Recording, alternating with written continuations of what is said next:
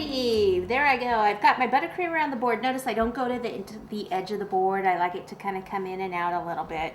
Don't always have everything come to the edge. It just doesn't look right. Okay, so that's just regular old white buttercream. Then I take my sugar sand. I already told you how I made it. Regular and brown sugar. And just sprinkle this on all the way around. And you can kind of push it wherever it needs to go.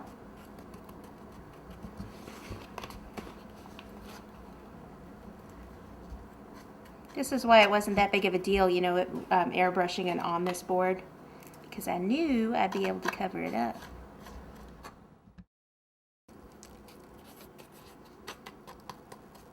Okay, we have the sugar sand all around. Now it's just up to us to place the seashells.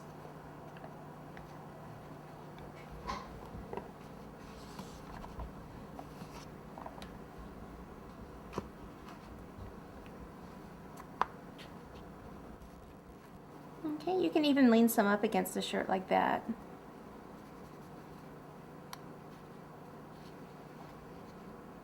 Okay, notice how I use the broken ones too, because sometimes they are broken, so you can just kind of pop it in like that, like it's in the sand. And the last step is just showing you how I unmask those from the mold. So it's usually best if you pull it out of the freezer and actually let it sit, come back to room temperature. Just for the more difficult ones like the starfish, it's a little harder to get the starfish out. And then what you want to do is actually flex the mold by pushing up.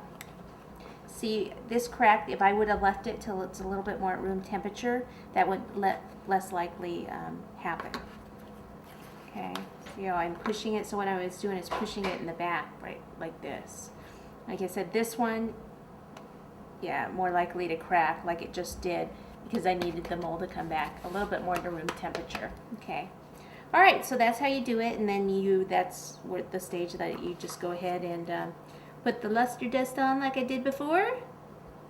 And voila, you have a superb cake for your next tropical backyard party.